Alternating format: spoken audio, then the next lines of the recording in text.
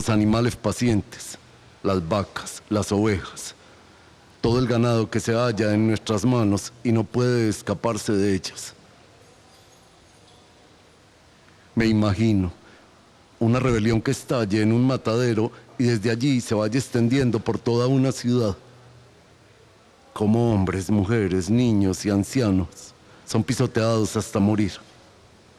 Como los animales invaden las calles y vuelcan vehículos, destrozan portones y puertas, y su rabia los lleva a subir hasta los pisos más altos de las casas. Como los vagones del metro son aplastados por miles de bueyes, convertidos en fieras, y nosotros somos desgarrados por ovejas, a las que de pronto les han crecido colmillos afilados. Ya me sentiría aliviado con ver a un único toro que pusiera lamentablemente en fuga a esos héroes, los toreros, y junto con ellos a toda una plaza sedienta de sangre. Sin embargo, preferiría una rebelión violenta de las víctimas menores y mansas, de las ovejas, de las vacas. Me niego a admitir que todo esto no pueda ocurrir nunca, que nosotros nunca temblaremos de miedo ante ellas, precisamente ante todas ellas. Buenos días. Soy consciente de lo agresivo, de lo fuerte, de este apunte del pensador alemán Elias Canetti, de 1949, en el que imagina e incluso desea una especie de insurrección de los animales, sobre todo de aquellos que han padecido los vejámenes más fuertes de parte de los hombres, y como una especie de fiera venganza, rendirían cuentas y tomarían cuentas a estos hombres. Soy consciente de la dureza de este apunte, del tono inflamado que Elias Canetti emplea acá, muy seguramente con la aguda conciencia de lo que significa el maltrato de los animales, de lo que ha significado para el hombre y va a significar en el inmediato futuro la falta de respeto de los hombres hacia los animales, su falta absoluta de consideración, de compasión, su ausencia completa de misericordia, pero sobre todo de respeto. Esta imaginación no es constante en Canetti. Por supuesto hay en su reflexión sobre los animales, que es central en su pensamiento, fragmentos mucho más moderados, razonados y razonables. Esta es una especie de explosión de ira que yo creo que es lo más de legítima. Y con este apunte tan fuerte les doy la bienvenida al espacio de hoy de diálogos, agradeciendo a Álvaro Múnera, concejal de la ciudad de Medellín y animador como pocos de un movimiento en defensa de los animales, por haber aceptado la invitación al programa Diálogos, y lo invito a que conversemos. Carlos, un saludo muy especial para usted, para todos los oyentes. Escuchándolo, se me viene a la mente la motivación que yo tuve ante la impotencia de no ver materializada esa insurrección para hacerme vegetariano. Porque ya quisiéramos los que hemos tomado como opción de vida la defensa de los animales, sin excepciones, poder hacer algo más allá de lo que nos permite la ley. Desafortunadamente no es así, y por el momento nos toca, con el ejemplo, concientizar a las personas. Paul McCartney lo decía muy claro: si las paredes de los mataderos fueran de cristal, todo el mundo sería vegetariano. Eso entendí yo hace ya muchos años y tomé esa decisión. Gracias, Álvaro Múnera. Y entonces, con esa incitadora reflexión que usted propone,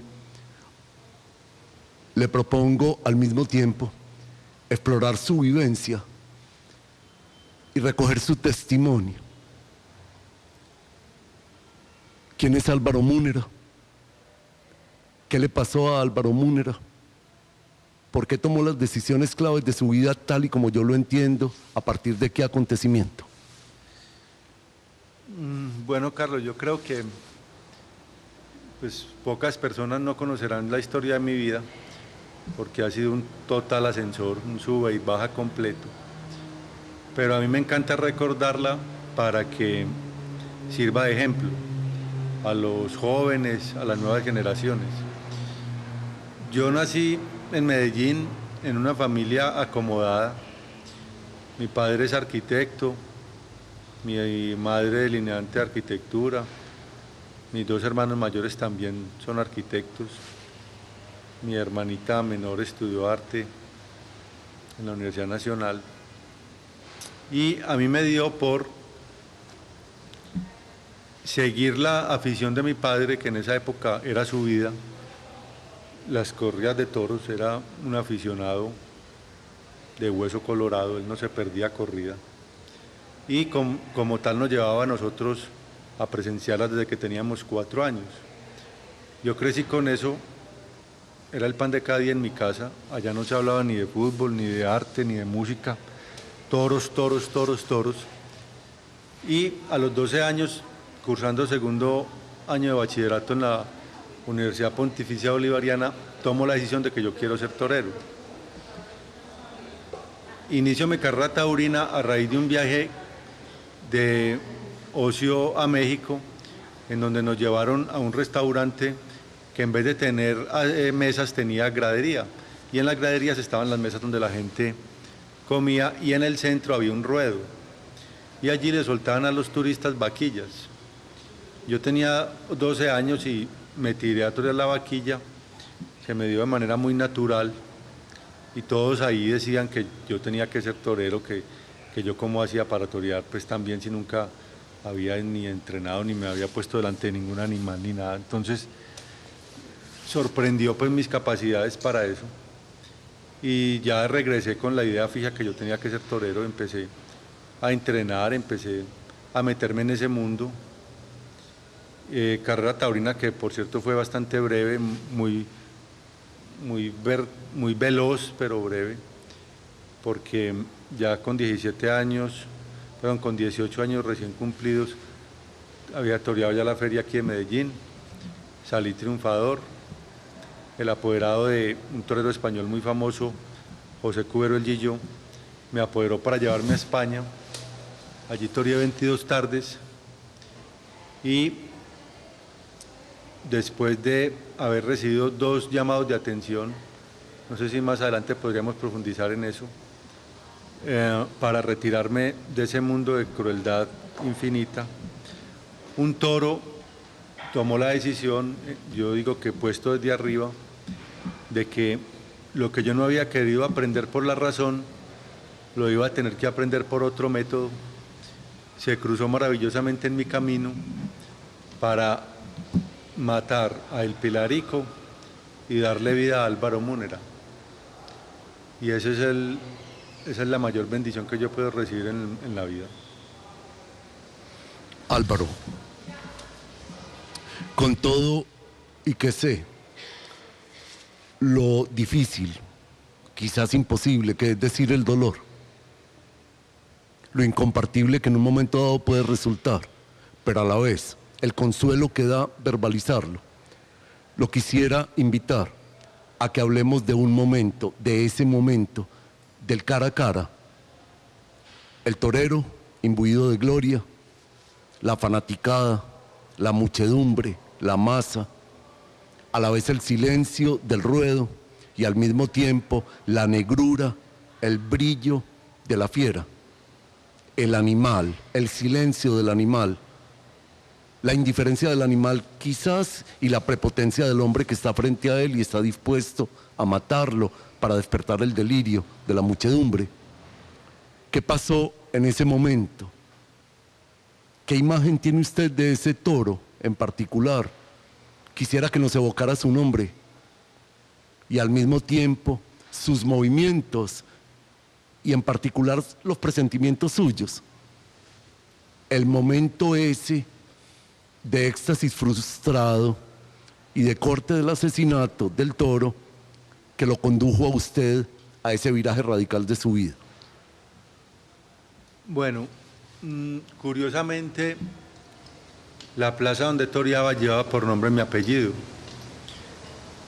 La Plaza de Toros de Munera en Albacete, España. Curiosamente, pero después de analizarlo, veo que más que una casualidad, lo que hubo allí fue una causalidad. Nosotros los toreros no acostumbrábamos ir a ver los toros por la mañana, pero ese día nos dio por ir a verlos, y estando en los corrales, había uno de ellos que tenía un lucero en la frente que no nos quitaba la mirada encima.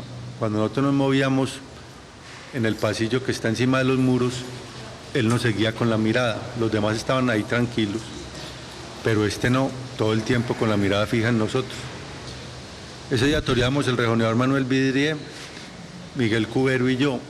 Yo le dije a Miguel que a mí ese toro no me gustaba, y él con la cabeza también asintió, dijo, a mí tampoco. Sortearon y me tocó a mí. El toro se llamaba Terciopelo. Como no me gustaba, yo le dije al torilero que me lo echaran de segundo, pero el torilero se equivocó y me lo echó de primero. Ya el toro en el ruedo no se podía hacer absolutamente nada, y fue un toro, una embestida muy áspera. Aclarar que Terciopelo era el único de todos los seres vivos que estábamos en esa plaza que estaba allí en contra de su voluntad, que estaba allí con miedo, porque los toros no embisten por placer, ni por gusto, ni por afición. Ellos no saben qué es un olé, qué es un paso doble. Ellos simplemente se defienden de quien los agrede y embisten por físico miedo, por no llamarle pánico. Entonces, Terciopelo, haciendo uso de su legítimo derecho de defensa, se me paró en el sexto muletazo, me miró las piernas, miró la muleta. Yo estaba muy cerca de sus pitones, ya no podía hacer nada. Se decidió por engancharme por la pierna izquierda, me tiró por los aires. Cuando venía cayendo me volvió a recibir y en la caída al piso me partió la quinta vértebra cervical, lesión medular completa y un diagnóstico contundente que yo no podría volver a caminar. De todas maneras, yo salí mejor librado de allí que Terciopelo, porque gracias a él y al Creador yo salí con vida. A él lo asesinó el siguiente verdugo en la lista. Su lenguaje se va perfilando, se va individualizando, eso siento yo, y usted nos va ofreciendo con una particular sinceridad su experiencia, una experiencia única, para mí imposible incluso de imaginar, que es esa experiencia que llamé del dolor. Me gustaría saber, Álvaro, ¿qué vino luego?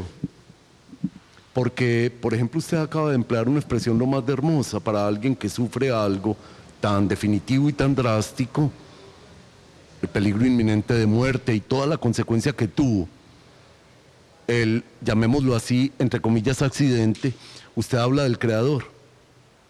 Y yo leí varias cosas para este diálogo, entrevistas, testimonios suyos, en que esa experiencia usted la convierte como en una especie de nacimiento. Ya de hecho, al comienzo del programa dijo, murió Pilarico y nació Álvaro Múnera.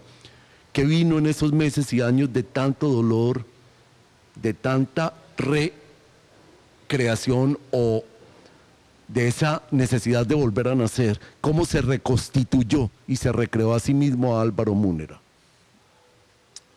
Bueno, no se puede negar que una experiencia traumática de ese tipo, cuando con 18 años tú pierdes tus facultades motrices y te dicen los médicos que no podrás volver a caminar, no deja de ser impactante.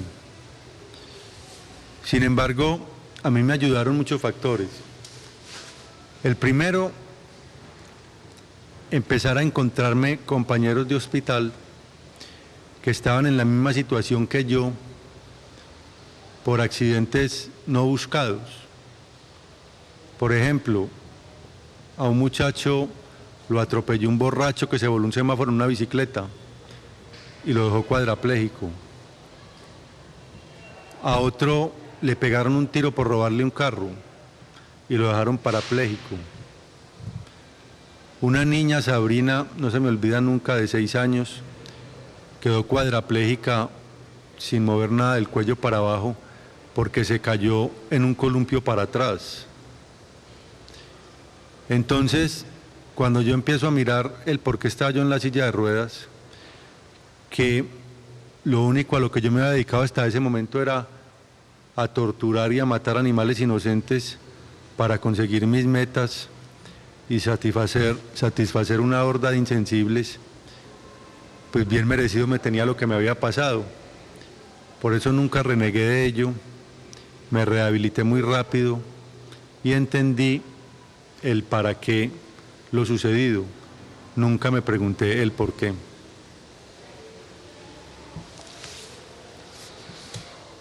Álvaro,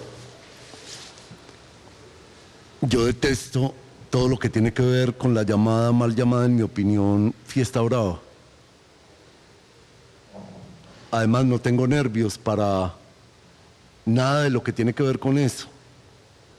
Soy hipersensible, como tantos y tantos ciudadanos en este mundo y por fortuna, al sufrimiento de los animales. Me parece un sufrimiento terrible, además por el hecho de que es causado, provocado, es sistemático, es calculado. Y entonces merece la palabra que usted empleó ahora, la palabra crueldad. Es una crueldad calculada, que pretendidamente provoca placer en un conglomerado de personas, cosa que hace que esa crueldad sea más detestable. Al mismo tiempo, como usted lo sabe mucho mejor que yo, alrededor de esa mal llamada fiesta brava hay como todo un culto. Hay quienes consideran, por ejemplo, que ella expresa simbólica y en la práctica cosas muy buenas del hombre, por ejemplo, la valentía, el arrojo, y que el animal, en este caso los pobres toros, realizan su propia esencia, aquello para lo que vinieron al mundo, es decir, para morir heroicamente y cosas de ese tipo. A mí esos argumentos me han parecido tan crueles ellos mismos que agregan crueldad a la crueldad.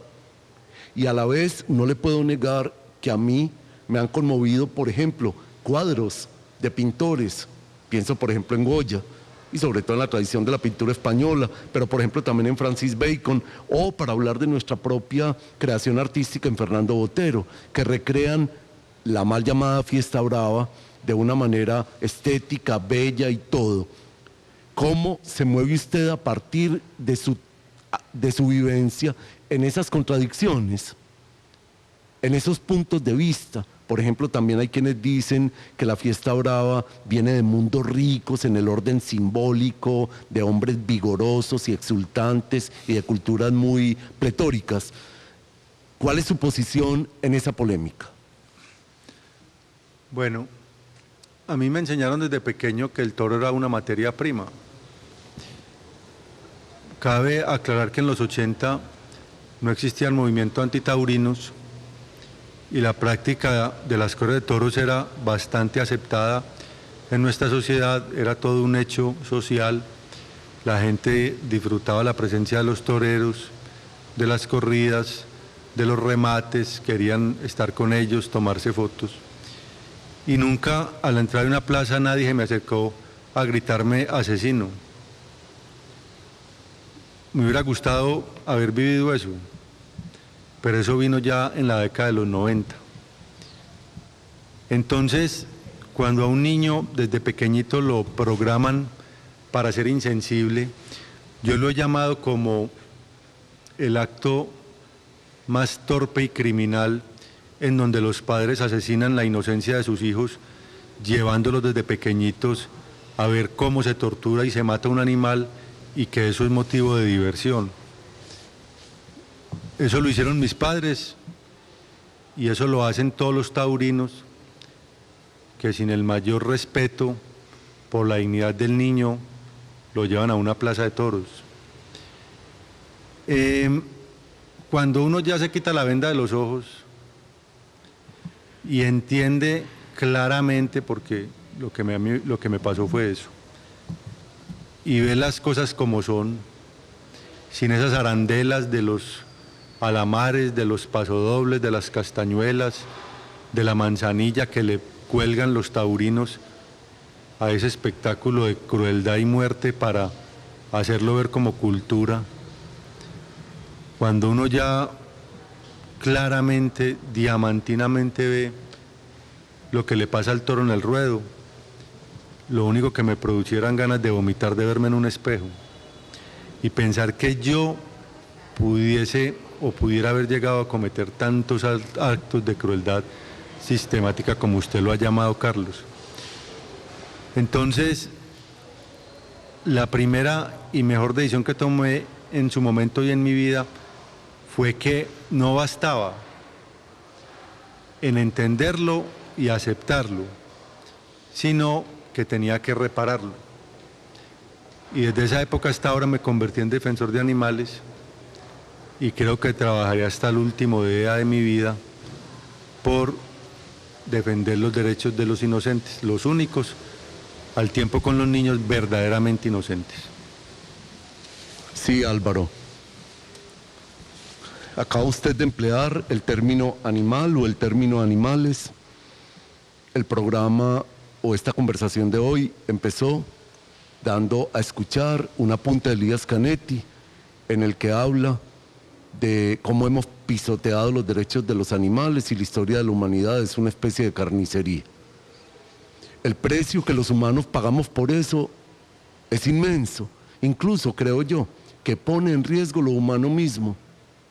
Yo creo que hay una relación de reflejo y de causalidad entre el asesinato de los animales y el asesinato de unos hombres por otros hombres. Por ejemplo, cuando los hombres son tratados como animales, por ejemplo la carnicería nazi, todas las víctimas que han dado testimonio de la masacre nazi recuerdan como un hito tremendo esa imagen de ser llevados como animales en vagones de tren, sin alimentos, sin agua, sin comida, sin respiración, en el ahogo, en la indignidad más extrema. De tal modo que no parece ser una cosa aislada de la condición humana esa tendencia a flagelar y asesinar a los animales. Álvaro Múnera, ¿qué son los animales para usted? Yo quiero saber si hubo animales en su infancia, si en su casa hubo mascotas, como se las llama, perritos, gatos, pájaros, o en los paseos familiares. Qué bueno que pensando en que a usted lo esperaba el destino ese que ahora le parece tan terrible de haber sido torero, saber también cuál era su disposición de niño y de joven hacia los animales. Bueno, primero que todo, para mí los animales son sujetos de derechos, tal cual como los puedo pretender hacer defender los míos. Porque cada quien abre los ojos al mundo en determinada condición. Yo los abrí en condición humana. Ellos abrieron los ojos al mundo en condición de animales. Pero ¿cuánto nos enseñan los animales a nosotros? ¿Cuánto nos enseñan? Y yo diría, Carlos, que es doblemente triste que habiéndome criado rodeado de caballos, de perros, yo no haya sido capaz de diferenciar y de entender que todos sentían por igual. Y me enseñaron que al toro había que torturarlo y había que matarlo.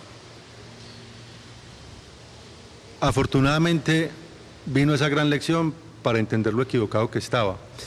Pero el problema, nos tenemos que remontar al mismo inicio de la civilización. Y usted tocó un tema muy importante. El hombre es violento consigo mismo porque desde el inicio de la civilización ha sido violento con todos los seres de la creación. El ser humano llegó de último a la tierra y no llegó a construir, llegó a destruir. Absolutamente todas las especies que se han extinguido, con excepción de los dinosaurios, ha sido por injerencia humana, todas. Entonces, no somos, desde mi punto de vista y respetando los demás criterios, ni imagen ni semejanza de Dios. Somos seres egoístas, indolentes y perversos, que no hemos aprendido. Usted lo mencionó, el holocausto nazi debe haber sido suficiente lección para entender que si el ser humano pudo llegar a tratar a estos otros seres humanos de su misma especie, como había venido tratando de la misma manera a los animales durante siglos, ¿por qué entonces no aprendimos de esa lección para empezar a respetar a todo ser vivo dotado de sistema nervioso central, que es el que genera el estímulo del sufrimiento y el estímulo del dolor? Entonces, yo creo que nos tenemos que reinventar. La especie humana, si no se reinventa, si no vuelve a sus orígenes, si no reevalúa las religiones que equivocadamente han apoyado y han visto a los animales, incluyendo la religión católica, como objetos, como cosas sin derechos y para beneficio del hombre, con toda la crueldad inmersa en su tratamiento, yo creo que el ser humano se ahogará en su vergüenza moral. Y cuando tenga que rendir cuentas al Creador o a cualquier cosa que haya después de esta vida, esa nos la van a cobrar muy duro a todos, porque no fuimos capaces de entender que la vida es una y que todos tenemos derecho a disfrutarla.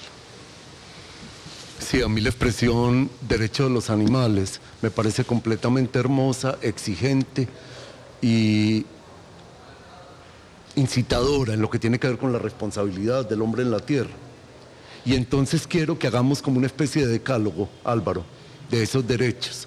¿Cuáles son los derechos de los animales en su opinión? Ese tema es muy importante porque en un debate entre taurinos y antitaurinos, el taurino alegaba que los toros no tenían derechos porque tampoco tenían deberes. Y la visión nuestra rebatió ese argumento diciendo los niños tampoco tienen deberes, pero sí tienen derechos. Y dada la similitud en su inocencia, en esa forma tan hermosa de ver el mundo, de ver cómo nos entregan solo amor a cambio de nada entre los niños y los animales, eso solo debería ser suficiente para que les respetemos los derechos. ¿Cuáles son los derechos de los animales? La etología lo ha dicho muy claro. El derecho o la libertad de sufrimiento, el derecho o la libertad de desarrollar comportamientos propios de su especie, el derecho o la libertad de enfermedades, el derecho o la libertad de hambre y el derecho o la libertad de espacio. Yo creo que los animales deberíamos de dejarlos tranquilos, convivir de la mejor manera con los que ya hemos domesticado y que se han acomodado muy bien a nosotros, entregándoles protección y amor, y de los que tienen su propio hábitat, su propio hogar, protegerles ese medio y dejarlos que se desarrollen como nosotros exigimos que nos permitan desarrollarnos a nosotros, porque la lucha de todos los pueblos es por dejarnos desarrollar, y nosotros a los animales les quitamos todas sus libertades. Para mí la etología ha descrito muy bien los derechos de los animales. Esa mención de la etología, Álvaro, yo se la agradezco porque para mí es como muy evocadora. Las mejores etologías o la etología propiamente auténtica es aquella que acepta que, viéndolo bien, el animal es para el hombre inconmensurable. Y que es muy negativo tratar de asimilar al animal al hombre, tratar de atribuirle sentimientos, conductas, intenciones humanas. Esa es una manera de desvirtuar al animal o a los animales. Eso lo ve uno, Álvaro, incluso por ejemplo en las tiras cómicas, cuando a los animales, por ejemplo, se les atribuye habla y con el acceso al lenguaje humano se piensa que ellos calculan, cavilan, como lo hacen o lo hacemos los hombres. Los animales son inconmensurables, incomprensibles, absolutamente otros en relación con el hombre, y creo yo que el derecho o los derechos de los animales deberían partir de esa idea, respetar la otredad absoluta del animal y en ese sentido reivindicar su espacio propio, su área de realización, de respiración y de extrañeza en relación con los hombres. A mí me pareció muy hermoso que usted hablara ahora de vergüenza moral, porque el asunto con los animales no ha sido solamente el crimen, que es lo peor, o el asesinato, sino toda la actitud funcionalista, utilitarista del hombre con ellos. Digo que es una hipocresía porque adopta la forma de quizás respetarlos, pero a la vez aprovecharlos. Y eso conduce, por ejemplo, a relaciones sistemáticas de explotación. Usted habla ahora de los caballos. La relación del hombre con los caballos ha sido, por decirlo menos, miserable. Los caballos han sido transportes para la guerra, para el asesinato, para la invasión, para los vejámenes de unos hombres por otros. Es difícil encontrar un animal que se salve de ese apetito devorador del hombre por ensanchar sus líneas de poder. Esa mención que hizo a la religión también me parece lo más de atractiva. Usted dice que las religiones en general convierten a los animales en objetos y, por ejemplo, muchas de sus, digamos, actividades simbólicas se basan en la inmolación, el sacrificio de animales. ¿Qué destino le espera a los animales en la tierra? En su opinión, Álvaro, ¿cuál es su propósito, su campaña, su liderazgo en esto de la protección de ellos? Carlos, mira, hace unos 2 o 3 años vi una noticia por televisión que en una zona alejada de la Antártida unos científicos habían descubierto nuevas especies jamás vistas. Yo estoy seguro que la sensación de la gran mayoría de las personas al escuchar esa noticia fue de alegría. Por Dios, descubrimos nuevas especies. La mía fue de tristeza profunda, porque que el ser humano las haya descubierto es haberlas condenado de entrada a su extinción. Para mí, como veo el mundo y el futuro, veo todas las especies de fauna silvestre extintas, porque estamos acabando con su medio ambiente, con su entorno. Y veo los animales domesticados cada día más explotados, más abusados y más maltratados. A menos que el hombre evolucione mentalmente, psicológicamente, sociológicamente, o que la misma ciencia descubra formas distintas de alimentación con proteína animal. Veo que hay unas investigaciones en 2 universidades estadounidenses para, a partir de cultivo de células, crear tejidos de carne sin el animal. Yo tomé la decisión de hacerme vegetariano, muy fácil, no me generó ningún trauma y ya llevo muchos años y no me hace falta para nada, pero entiendo que a la gente le queda difícil. Entonces, o la ciencia ayuda o el ser humano solo no creo que sea capaz. Veo un panorama bastante negro con la fauna silvestre y veo un panorama, según lo dice inclusive la misma FAO, la Organización de Naciones Unidas para la Agricultura y la Alimentación, del incremento de consumo de toneladas de carne para el 2050 en casi el doble de la que tenemos hoy en día. Y eso significa mayor deforestación de los bosques, mayor degradación del suelo, acabar con el recurso hídrico, más gas metano para el efecto invernadero y más tortura, más crueldad y más devastación animal. Si el hombre no despierta de su vergüenza moral, va a ser muy difícil. Álvaro, como todos sabemos, usted dijo, en realidad pocas personas en nuestro medio no conocen mi testimonio, mi historia. Y al mismo tiempo, y es a eso a lo que lo invito en este momento, pienso lo difícil que debe ser para usted moverse en los ambientes de la política o en los espacios donde se toman las decisiones y se definen los procesos en esta ciudad, como es el espacio del Consejo de Medellín.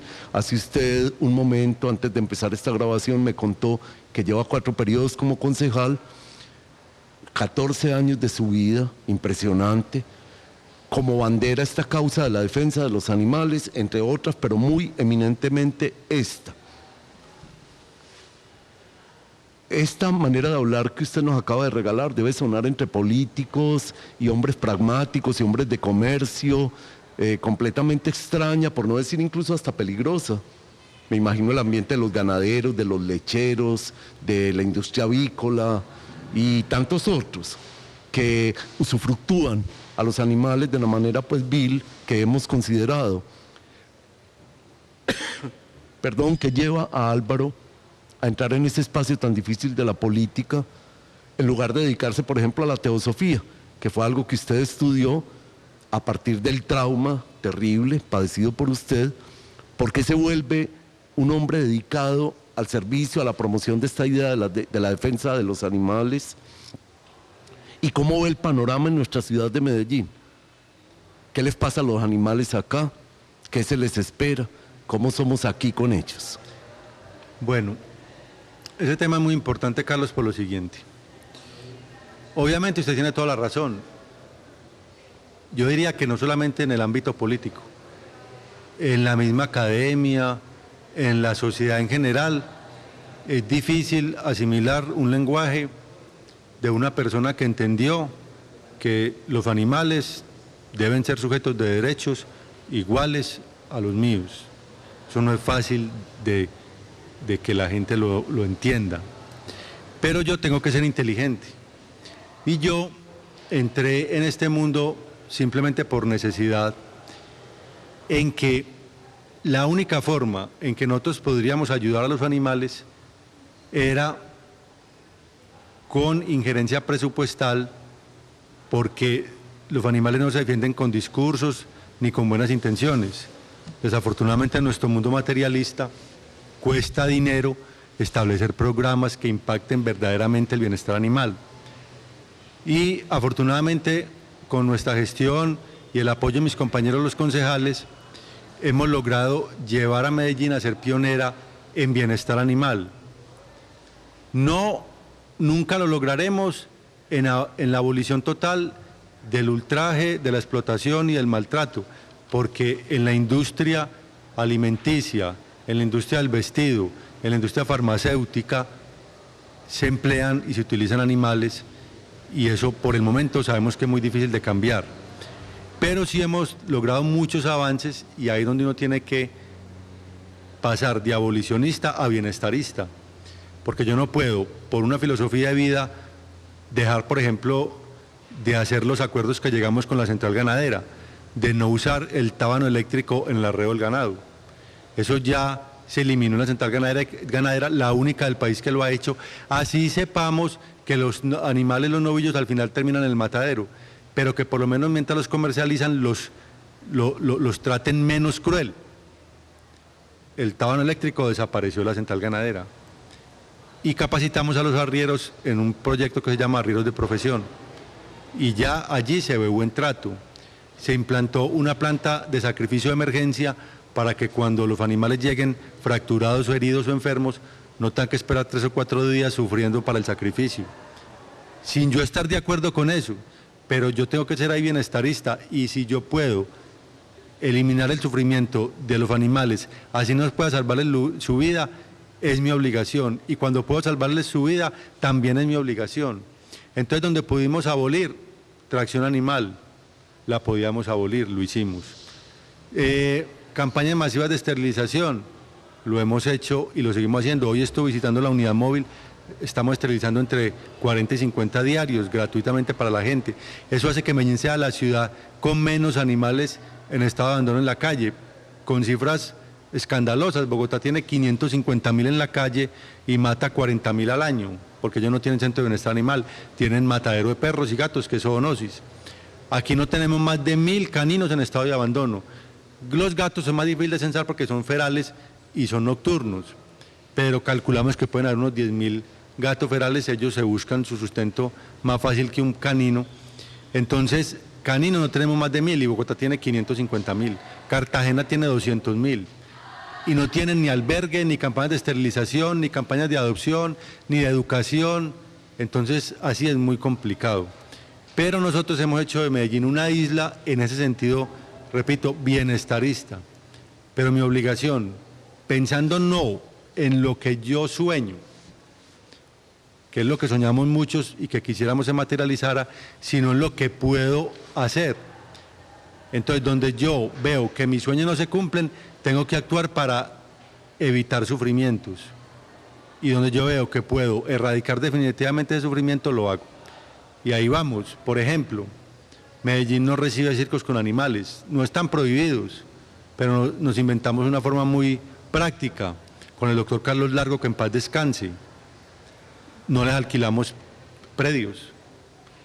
Y ya en el contrato de arrendamiento de Metroparques con los circos está la cláusula 5 que dice no se pueden presentar animales de ningún tipo. Entonces, son avances muy grandes que paso a paso sirven para concientizar a una sociedad. Otro ejemplo, hace 10 años prohibimos por acuerdo municipal las marranadas en Medellín. Se sacrificaban en las calles de manera cruel, infame, miserable, 30.000 cerdos entre el 24 de diciembre y el 1 de enero. A raíz de la prohibición, por el acuerdo, el año pasado solamente recibieron 110 denuncias de marranadas clandestinas. Y ya tenemos niños que ya están cumpliendo 10 años que no saben qué es una marranada. Ya no crecieron con eso. Ya no disfrutan ni son insensibles al dolor de un animal sacrificado de manera cruel para jolgorio de la gente.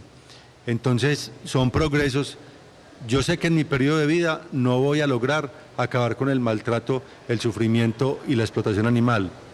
Pero esperemos que lo que estamos sembrando ahora, no solamente yo, miles de personas en el mundo, en los grupos de defensores de animales, sirva para que las generaciones futuras recojan y puedan lograr a implementar políticas ya definitivas para que el ser humano de una vez por todas le devuelva a los animales en bienestar toda esa carga de crueldad que por siglos le ha infringido. Sí, Álvaro, gracias por eso que nos acaba pues de compartir con tanta vehemencia, pero al mismo tiempo serenidad. Cosas muy claras, esperanzadoras, digo yo. Yo no tenía como esa imagen tan, desde el punto de vista práctico, de acciones como tan efectivas y compasivas con los animales. Las cifras que usted da, por el contrario, ciudades como Bogotá o Cartagena son escalofriantes, porque inmediatamente se imagina uno la desprotección, la soledad individual y colectiva de tantos seres animales sometidos al escarnio, a la indiferencia y al maltrato. Qué bueno eso de la isla Medellín promoviendo esa, digamos, recuperación de la caridad, de la misericordia y al mismo tiempo el respeto. Hace un momento también, antes de empezar esta conversación o la grabación, usted me dijo que muy seguramente quería dedicarse en el futuro a buscar a los niños y los jóvenes en los colegios, porque considera, y yo le concedo toda la razón, que esos son los interlocutores por excelencia, porque no solo apuntan al futuro, sino que al mismo tiempo son por naturaleza compasivos, cariñosos, sensibles al cuidado de los animales. Niño que se respete, tiene cerca suyo un animal, se deja cuidar por él y lo cuida. Y hay una fraternidad extraña, misteriosa y bellísima ahí. Y también vi hace unos momentos llegar a su hijita, quizás es su hijita, está con su esposa. Me gustaría saber, en el sentido pues acá como hipotético, ¿cuáles serían las 3 o 4 ideas que usted compartiría con los niños y los jóvenes? Bueno, aprovecho, Carlos, de una vez, yo no voy a volver a aspirar al consejo y me quiero dedicar a partir del 1 de enero del año 2016, si Dios me tiene con vida, a ir hasta la última aula, a sensibilizar el último niño de nuestra ciudad de manera gratuita en los colegios. Digo gratuita porque me causó mucha simpatía. En esto ya me llamó una niña del Marymount, colegio, pues todos saben, de estrato 18, para ayudar a una conferencia ya antitaurina. Yo, claro, con mucho gusto, encantado. Además porque los taurinos están en esos círculos de la alta sociedad. Y al final de la propuesta, que entonces, ¿qué costo tenía? yo me sentí ofendido, indignado, porque es que la defensa de los animales, ponerle costo a eso, y sería como yo vender mi experiencia de vida, me sentí casi que insultado. Ella no fue culpable, yo muy diplomáticamente le dije, pues mire si usted, porque ella quería hacer una conferencia conmigo y otra con taurinos. Yo ya tomé la decisión de no sentarme con ellos, porque ya me cansé de sus insultos, de sus calumnias. Entiendo por qué las hacen, porque ante la falta de argumento no les queda otro motivo que ese. Cuando uno tiene argumentos, ataca a la persona. Entonces, pero ya el doctor Aníbal y yo nos cansamos de ir con ellos porque son tan desvergonzados que por eso ya no asistimos conjuntamente a las conferencias, pero sí las hacemos por aparte.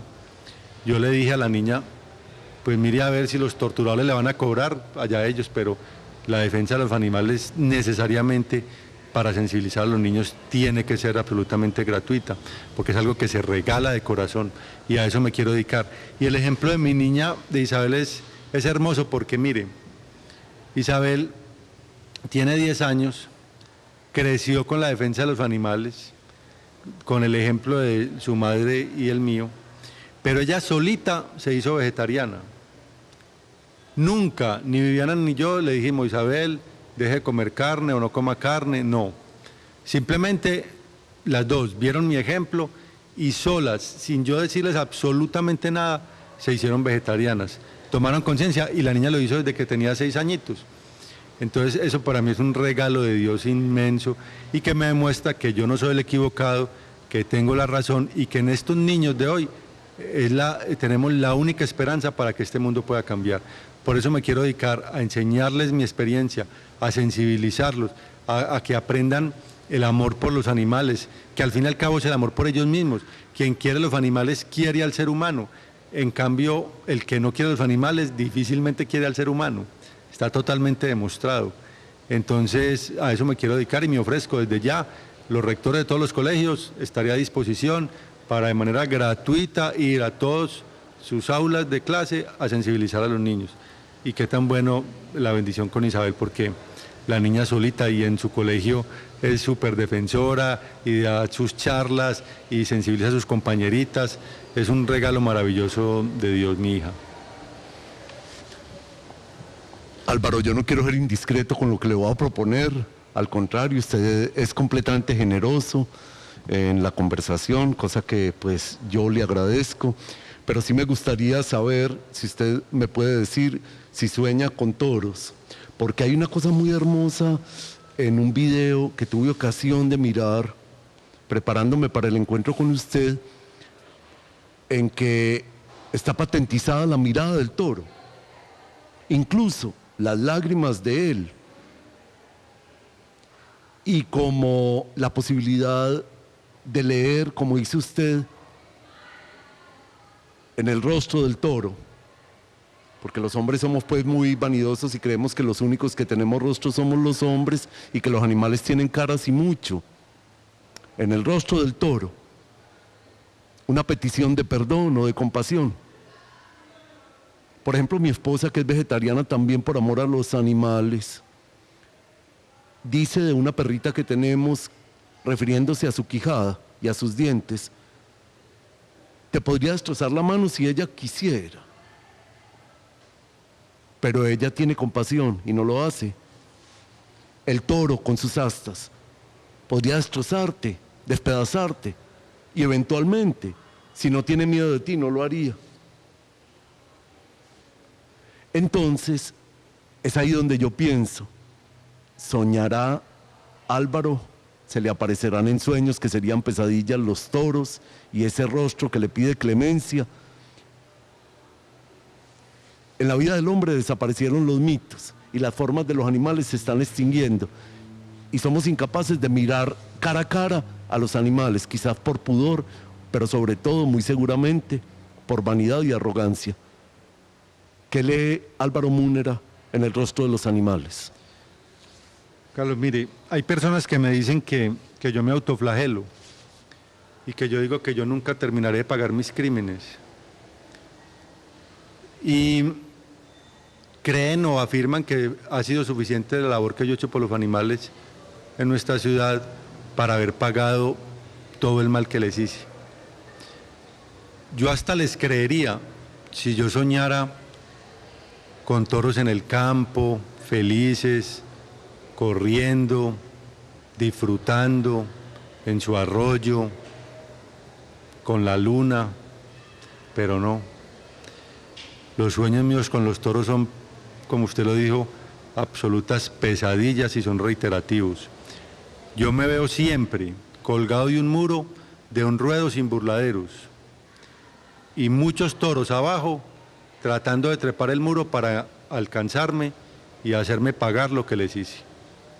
No he soñado en 20 y pico de años cosa distinta con toros. Los toros persiguiéndome para cobrarme lo que les hice. El día que sueñe otra cosa, pensaré que de pronto habré terminado, habré alcanzado de pagar algo del mal que les hice, pero mientras tanto son absolutas pesadillas y me persiguen como víctimas que quieren ajusticiar a su victimario. Esa es la realidad. Yo creo, Álvaro, en lo que Elías Canetti señala. Si fuéramos conscientes los hombres de cuánto le debemos a los animales, con toda seguridad nuestra conducta sería completamente distinta. Incluso corregiríamos a tiempo esa letal teoría evolucionista que de una manera tan problemática coloca al hombre en la cima de la creación, como si fuera jerárquicamente el ser superior, cuando en realidad la naturaleza y la creación es tan diversa, tan múltiple, y cualquier jerarquía es inventada de una manera interesada por el hombre para dominar. La gratitud hacia los animales, que tendría que estar inspirada en la petición de perdón hacia ellos. Canetti, que es un absoluto devorador de mitos, decía: todo lo bueno en el hombre proviene de los animales, lo aprendimos de los animales. Por ejemplo, la capacidad de metamorfosearnos, que para Canetti es el don humano por excelencia, o debería ser, la aprendimos de los animales. Las formas de la naturaleza que se reflejan luego en el arte y en las invenciones científicas nos vienen también de los animales. En realidad los sabios son los animales. Con toda seguridad usted sabe que hay investigaciones muy tremendas que hablan de que la empatía, la simpatía no es una virtud específicamente humana, que los animales tienen el don de la empatía más incondicionalmente que los hombres, que un animal es capaz de sacrificarse por salvar a otro, aunque no sea su semejante. Esos signos de generosidad incondicional en los animales ya están demostrados científicamente. El hombre se envanece creyendo que es el animal simpático por excelencia, cuando en realidad es al contrario, es el animal más antipático y más cruel de todos. Quizás el único animal cruel es el hombre. Por eso que decíamos ahora de la conciencia y la sistematicidad. Álvaro, a la vez usted dice: el creador, Dios. Y uno se pregunta, ¿qué Dios es ese? ¿Cuál es el Dios que imagina Álvaro Múnera? Un Dios que, por ejemplo, permitió la crueldad y esa relación tan desigual entre el hombre y los animales. Es decir, uno sentiría que esta manera de encarnar tan convencida suya del amor y el respeto por los animales pondría en cuestión a Dios. ¿Qué dice el teósofo amante de los animales Álvaro Múnera de Dios? Bueno, no me importa meterme en camisa de 11 varas, pero yo tengo que decir lo que pienso. El Dios mío no es el Dios de los católicos, ni muchísimo menos. Porque lo que yo he aprendido de lo que he estudiado me lleva a inclinarme un poco por el pensamiento panteísta, en donde acepto una fuerza creadora que nos crea como espíritus y nos indica un camino a trasegar. Pero ese camino lo decide cada quien, y ahí es donde viene la ley de causa y efecto. Si yo quiero ahorrarme muchos sufrimientos, camino derecho, pero si yo quiero ganarme muchos sufrimientos, camino torcido. Y lo que yo hago en bien se me devolverá en bien, y lo que yo hago mal se me devolverá en mal, sin la injerencia de Dios. Creo en la pluralidad de existencias, en la pluralidad de mundos habitados y en esa fuerza creadora que no interfiere en el destino de cada quien.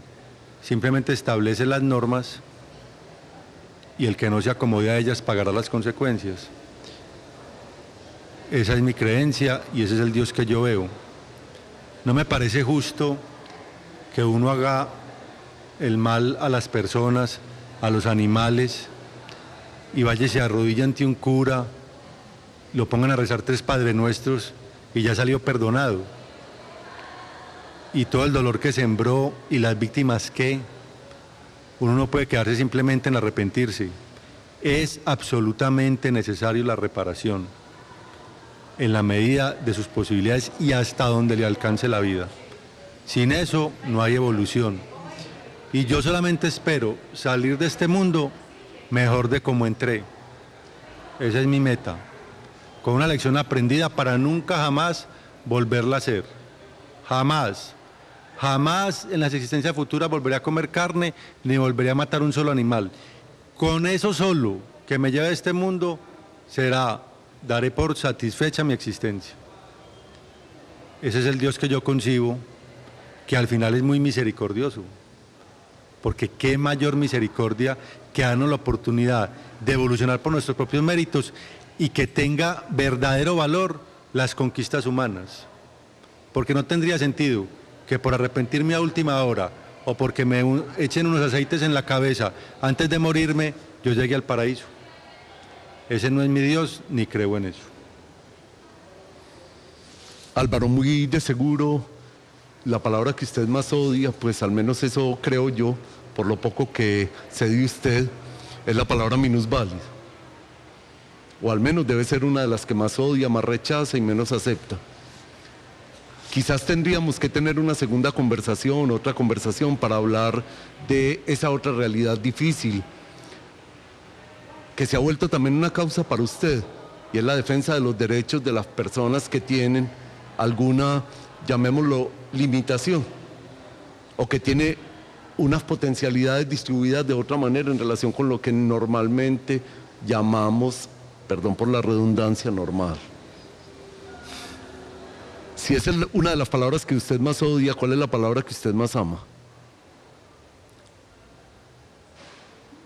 Carlos, mire, cuando a mí el doctor Asensio, no me olvida, eso fue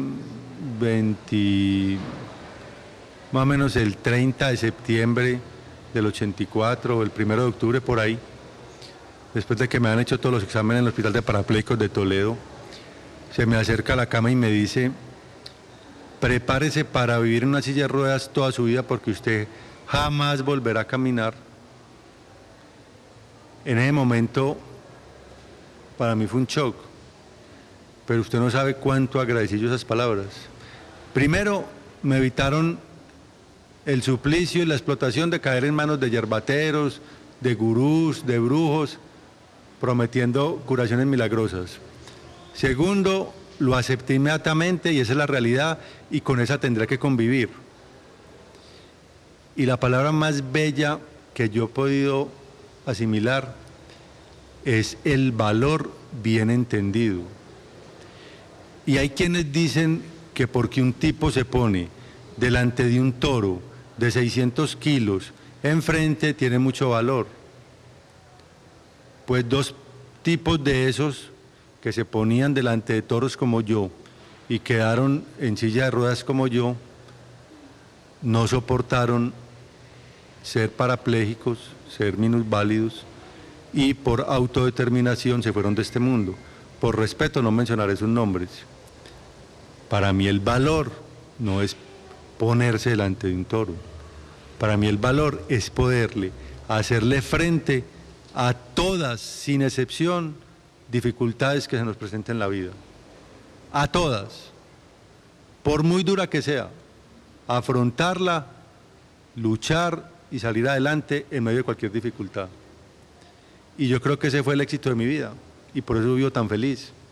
Y no soy ni amargado ni resentido, reconstruí mi vida, tengo una hermosa familia, una causa maravillosa por la cual luchar y lo haré por siempre. Es porque entendí que el verdadero valor está en vencer las dificultades. Esa es la palabra más maravillosa. El valor de verdad, no el valor testicular o bruto o de asesino, no, eso no es valor.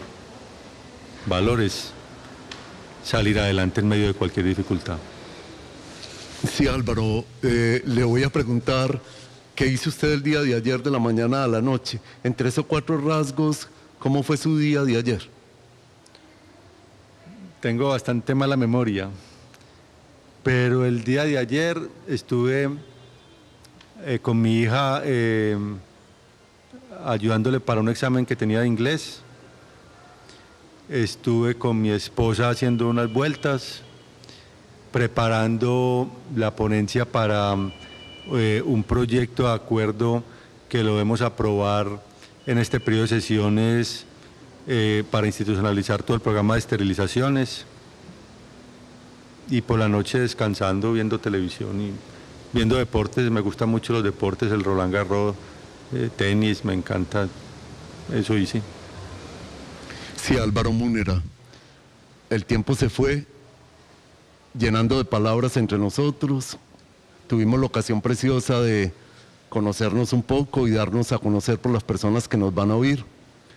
Yo quisiera preguntarle por último, si su casa estuviera en llamas, ¿usted qué se llevaría?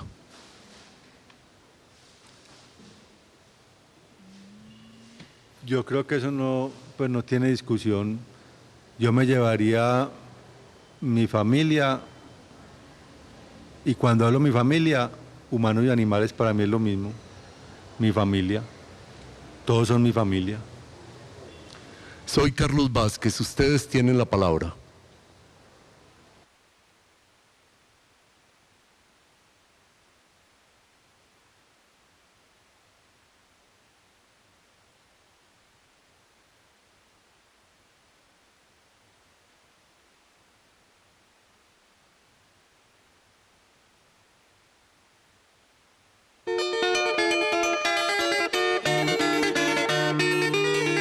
Diálogos.